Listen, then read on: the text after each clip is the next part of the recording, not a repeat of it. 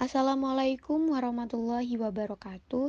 Kami dari kelompok 2 akan menjelaskan fitoterapi mengenai rinitis.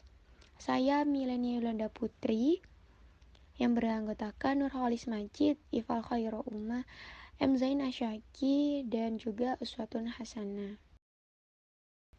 Definisi rinitis. Rinitis secara luas didefinisikan sebagai peradangan pada mukosa hidung. Ini adalah gangguan umum yang mempengaruhi hingga 40% dari populasi.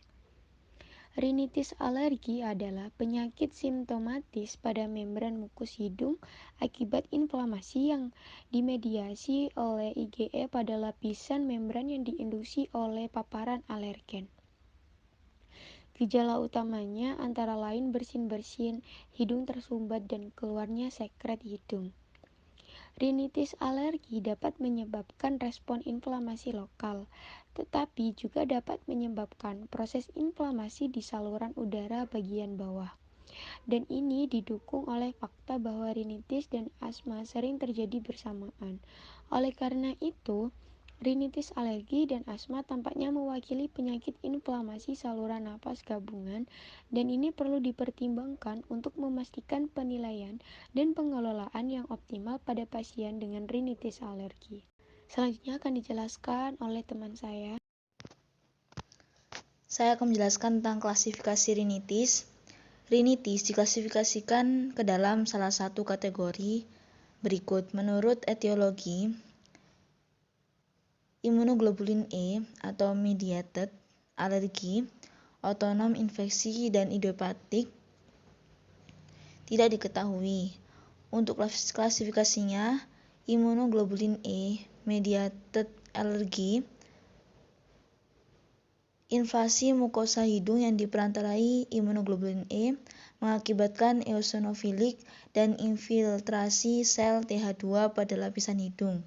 Lebih lanjut diklasifikasikan sebagai intermittent atau persisten. Untuk otonom, vasometer diinduksi obat atau rinitis medikamentosa. Terus hipotiroidisme hormonal, terus rinitis non-alergi dengan sindrom eosinofilia atau NARES. Untuk klasifikasi infeksi, diakibatkan oleh infeksi virus, paling umum bakteri atau jamur. Untuk idiopatik, etiologi tidak dapat ditentukan. Rinitis alergi menurut durasi gejala, intermittent atau persisten, dan tingkat keparahan ringan, sedang atau berat. Rinitis alergi intermittent sebagai gejala yang muncul kurang dari 4 hari per minggu atau kurang dari 4 minggu berturut-turut, dan rinitis alergi persisten sebagai gejala yang muncul lebih lama dari 4 hari atau minggu dan selama lebih dari 4 minggu berturut-turut. Gejala tergolong ringan bila pasien tidak mengalami gangguan tidur dan mampu melakukan aktivitas normal, termasuk bekerja atau sekolah. Gejala dikategorikan sedang parah jika mereka secara signifikan mempengaruhi tidur atau aktivitas hidup sehari-hari, atau jika dianggap mengganggu. Terus yang ketiga itu rinitis akibat kerja.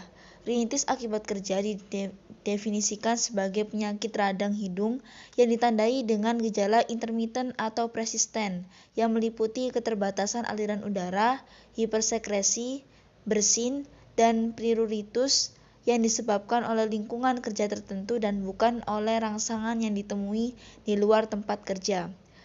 Yang keempat, rinitis alergi lokal.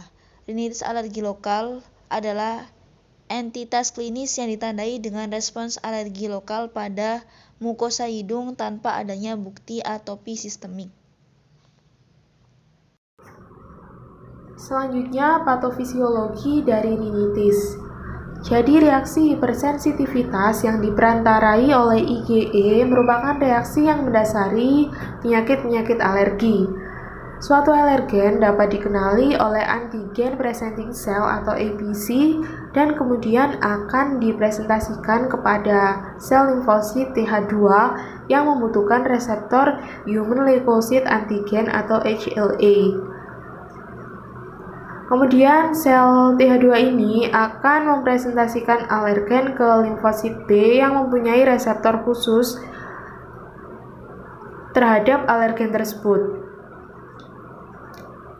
Lalu interleukin 4 atau IL-4 dan sitokin lainnya dapat menginduksi sel limfosit B menjadi sel plasma yang akan menghasilkan IgE. IgE ini kemudian beredar dalam sirkulasi darah dan berikatan pada reseptornya di basofil dan sel mas di seluruh tubuh. Pada paparan kembali alergen dapat menyebabkan degranulasi dari basofil dan sel mas yang diperantarai oleh IgE tersebut. Kemudian terjadi pelepasan mediator-mediator inflamasi diantaranya histamin, IL-2, IL-5, dan leukotriene.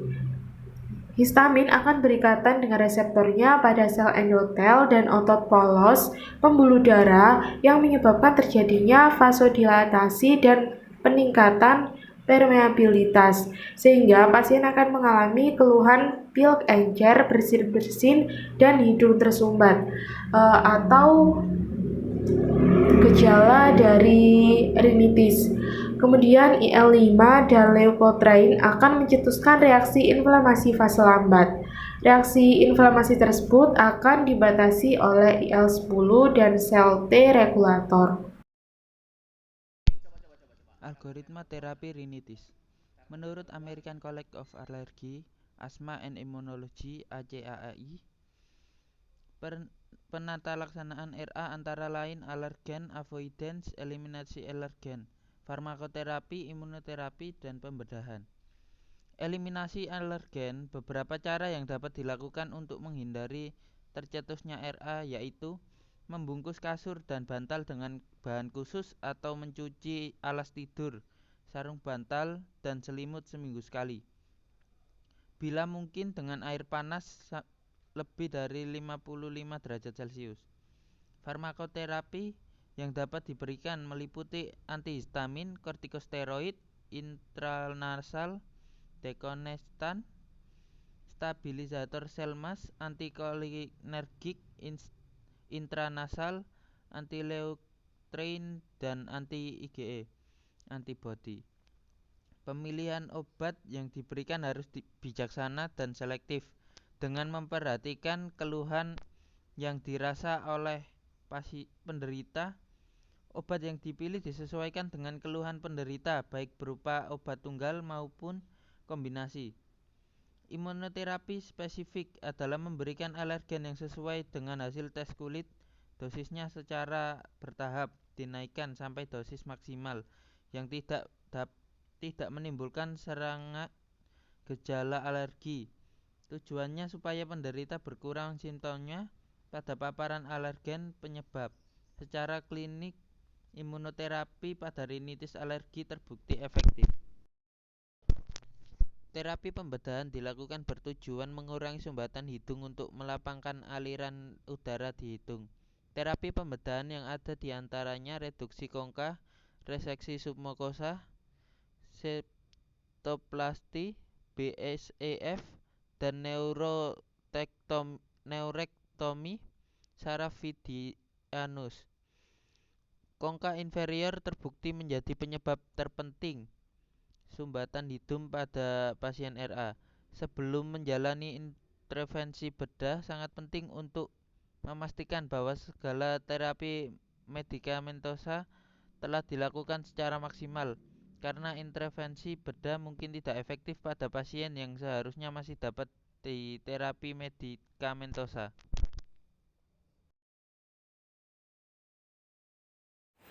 Mekanisme kerja obat-obatan di rinitis. 1. Antihistamin H1 bekerja dengan cara berikatan secara reversibel dan reseptor histamin, kemudian menstabilkan dan mempertahankannya dalam bentuk yang tidak aktif. 2. Dekongestan. Dekongestan adalah agonis adrenergi (simpatomimetik). Mekanisme aksinya, stimulasi dari reseptor adrenergi menarik pembuluh darah sehingga menurunkan pembengkakan pembuluh darah sinus dan edema mukosa. 3. Kortikosteroid. Kortikosteroid bekerja dengan mempengaruhi kecepatan sintesis protein. Hormon memasuki sel jaringan yang responnya melalui membran plasma secara difusi pasif kemudian bereaksi dengan reseptor protein yang spesifik dalam sitoplasma sel jaringan dan membentuk kompleks reseptor steroid. Baik, selanjutnya saya akan menjelaskan mengenai beberapa tanaman yang dapat digunakan sebagai fitoterapi rinitis. Tanaman yang pertama yaitu tanaman butterbar atau Petaside hybridus. Untuk taksonominya, Kingdom Plantae, subkingdom Asterales, superdivisi Spermatophyta, kelas Asteraceae, subkelas Hamamelidae, dan famili P. hybridus. Tanaman yang biasa disebut sebagai butterbar ini ditemukan dalam keluarga Asteraceae dalam genus Pelaxites. Mereka adalah tanaman yang kuat dengan rimpang bawah tanah yang tebal dan merayap serta daun besar seperti rhubarb selama musim tanam. Nama umum dari tanaman ini adalah coltsfoot manis. Sebagian besar informasi keamanan dan kemanjuran yang tersedia untuk butterbar berasal dari Jepang karena butterbar Jepang adalah sayuran populer dan tanaman domestik di negara itu, menurut Kulka tahun 2009. Kemudian untuk kandungan fitokimia, tanaman butterbar ini mengandung sesquiterpen, ester petasin, isopetasin, dan neopetasin. Terdapat juga minyak volatil dan alkaloid pyrrolizidin misalnya senesionin dan integrimin. Efek antialergi butterbar yakni diperoleh dari senyawa bagenoidin B yang merupakan terpenoid yang ditemukan di daun tanaman. Untuk aktivitas biologis atau mekanisme aksi, yakni menurunkan konsentrasi kalsium intraseluler yang menjelaskan sifat antiinflamasi dan analgesik yang sangat kuat dengan menghambat sintetis leukotriena.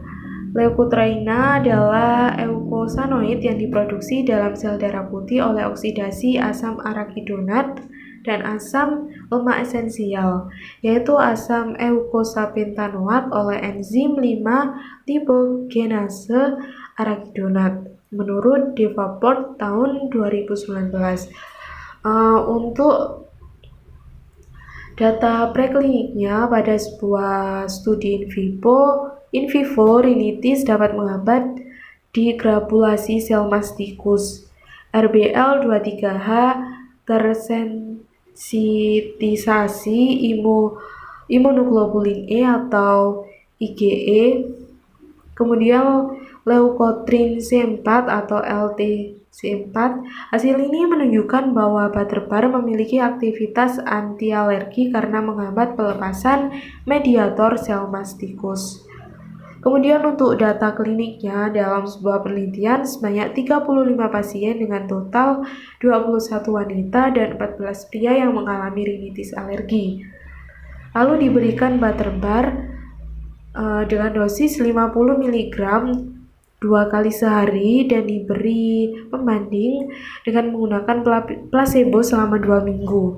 Diperoleh hasil bahwa butterbar tidak ada kemanjuran klinis yang signifikan dari penggunaan butterbar dibandingkan dengan placebo. Sehingga kemanjuran dari butterbar ini sebesar 20% masih tergantung pada tingkat keparahan peradangan yang mendasarinya. Namun pada pemberian dosis tinggi dari ekstrak butterbar sebanyak 1 mg per mili dapat menghambat penyempitan otot polos yang diinduksi oleh histamin atau 10 pm dan leukotrin atau LT, menurut Kulka 2009. Lalu dapat dilihat beberapa contoh dari produk herbal butterbar ini. Yang kedua yakni tanaman teh hijau atau Camellia sinensis. Dari kingdom Plantae, subkingdom Tracheobintha, superdivisi Spermatophyta, divisi Magnoliophyta, kelas Magnoliopsida, ordo Thales, famili Theaceae, genus Camellia, spesies Camellia sinensis. Teh hijau atau Camellia sinensis merupakan suatu tanaman yang berasal dari famili Theaceae. Pohon berdaun hijau yang memiliki tinggi 10-15 meter di alam bebas. Jika dibudidayakan sendiri, tinggi mencapai 0,6 sampai 1,5 meter. Daun dari tanaman ini berwarna hijau muda dengan panjang 5-30 cm dan lebar sekitar 4 cm. Tanaman ini memiliki bunga yang berwarna putih dengan diameter 2,5 sampai 4 cm dan biasanya berdiri sendiri atau saling berpasangan dua-dua. Buahnya berbentuk pipih bulat dan terdapat satu biji dalam masing-masing buah dengan ukuran sebesar kacang. Kandungan fitokimianya sendiri yakni hasil penelitian oleh Maeda Yamamoto dan kawan-kawan menemukan bahwa teh hijau bermanfaat sebagai anti alergi. Hal ini diduga karena daun teh hijau mengandung senyawa aktif yang dipercaya untuk bertanggung jawab dalam memberikan kontribusi positif bagi kesehatan manusia, yaitu polifenol. Aktivitas biologis atau mekanisme aksi dari teh hijau adalah polifenol. Teh hijau juga memiliki aktivitas sebagai antiinflamasi dan juga anti alergi. Salah satu komponen polifenol adalah epigallocatechinate atau EGCG yang berperan dalam menstimulasi produksi interleukin 1 alfa, interleukin 1 beta, tumor nekrosis, faktor alfa. EGCG juga dapat membantu proses fagositosis, meningkatkan ketahanan limfosit, proliferasi limfosit, sekresi IL-12 makrofag, meningkatkan IFNY, dan menghambat pengeluaran histamin. EGCG juga berperan menghambat ikatan antara FcRI dan IgE sehingga akan menghambat pengeluaran histamin. FcRI berperan sebagai penting dalam penginduksi dan juga mempertahankan respons alergi yang diperantai oleh IgE seperti pada rinitis alergika. FcRI juga berfungsi sebagai reseptor IgE yang menempel pada permukaan sel mas atau basofil dan berperan dalam menghambat IL-2 yang bersumber dari sel T. Hambatan IL-2 akan memberi efek terhadap fungsi IL-2 yang secara normal merespons sel B untuk mengeluarkan antibodi, dan salah satu antibodi yang dihambat pengeluarannya adalah IgE, sehingga akhirnya akan mengurangi kadar IgE pada pasien rinitis alergi. Data klinik yang didapat yaitu sekitar 18 laki-laki dan 9 subjek perempuan lebih dari 22 tahun dengan hidung tersumbat, mata gatal, sakit tenggorokan, atau bersin terus-menerus selama musim serbuk sari cadar dan bernilai IgE spesifik serbuk sari cadar. Subjek mengonsumsi ekstrak teh hijau yaitu sebanyak 1,5 gram teh hijau yang mengandung 8,5 mg EGCG-ME dan 4,5 mg EGCG yang diberikan selama 1 minggu. Hasilnya, tidak terdapat efek teh hijau terhadap respons imun normal yang salah satunya adalah imunoglobulin L. Namun, mereka menyatakan bahwa EGCG teh hijau berpotensi sebagai anti alergi karena hasil penelitian tersebut menunjukkan penurunan gejala rinitis alergika. EGCG tersebut berperan menghambat ikatan antara FcRI, reseptor imunoglobulin E dan IgE sehingga akan menghambat pengeluaran histamin. Hal ini tentunya akan berdampak pada penurunan gejala rinitis alergika. Diambil dari penelitian Maeda Yamamoto dan kawan-kawan pada tahun 2007. Berikut di bawah ini adalah contoh produk herbal dari teh hijau atau Camellia sinensis itu sendiri. Baik, saya akan menjelaskan tanaman ketiga yaitu meniran atau nama ilmiahnya Phyllanthus niruri. Taksonomi dari meniran, kingdom Plantae, divisi Spermatophyta, kelas Dicotyledon, ordo Euphorbiales, famili Euphorbiaceae, genus Phyllanthus, spesies Phyllanthus nuri L. Untuk deskripsi dari tanaman ini, meniran itu memiliki batang warna hijau muda atau hijau tua. Setiap cabang atau rantingnya terdiri dari 8-25 helai daun. Daunnya berwarna hijau, ukurannya 0,5 x 0,25 sampai 0,5 cm. Meniran mempunyai bunga jantan dan betina berwarna putih. Bunga jantan keluar dari bawah ketiak daun, sedangkan bunga betinanya keluar dari atas ketiak daun. Kepala sari meniran yang sudah matang akan pecah secara membujur. Untuk kandungan fitokimia dari meniran, ekstrak meniran hijau terdapat kandungan yaitu quercetin, isoquercetin, astragelin, nirurin, dan rutin. Pada akar meniran hijau terdapat senyawa lignan, norsekurinin, sekurinin, allosekurinin, dan senyawa alkaloid N-norsekurinin. Selain itu, meniran juga menunjukkan adanya kandungan minyak atsiri, flavonoid, anthraquinone, alkaloid, arbutin, glikosida, senyawa golongan fenol, dan flavonoid. Meniran juga mengandung komponen flavonoid seperti quercetin, nirurin, rutin pada seluruh batang lignin seperti beta-sitosterol, triterpen seperti lupeol asetat, hipofilantin, dan filantin.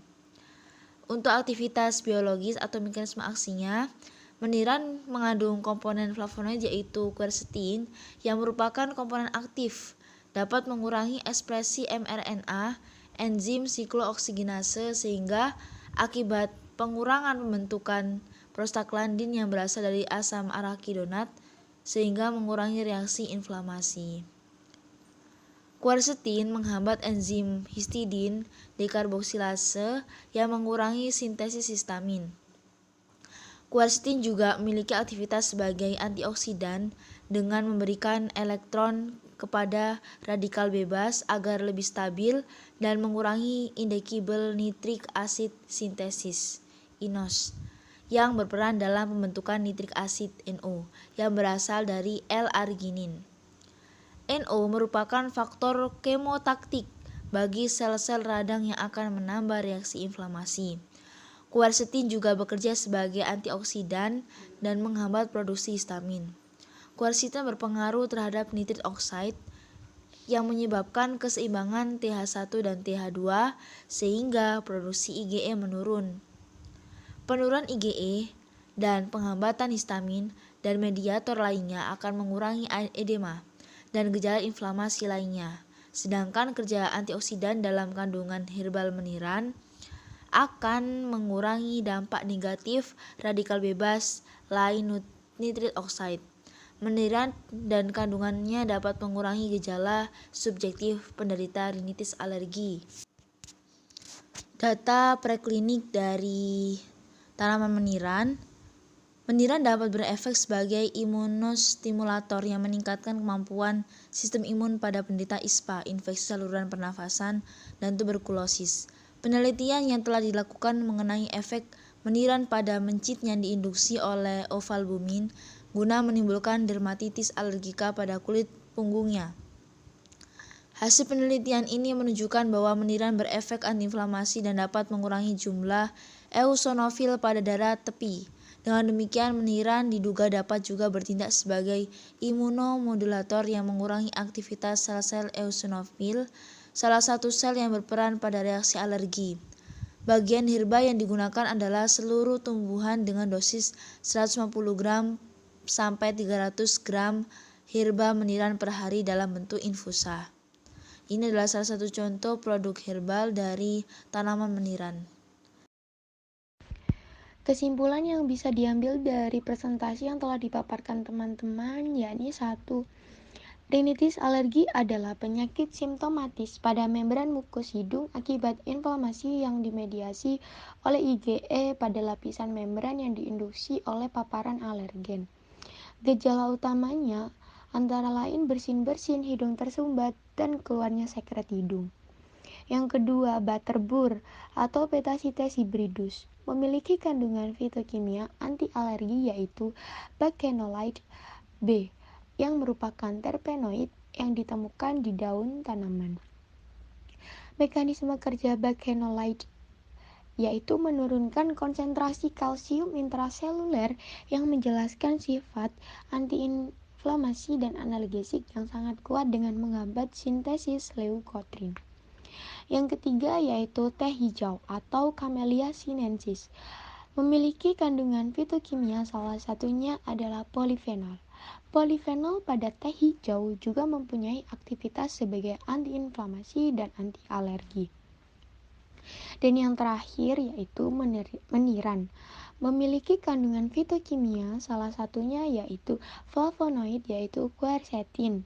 Quercetin sendiri bekerja sebagai antioksidan dan menghambat produksi histamin.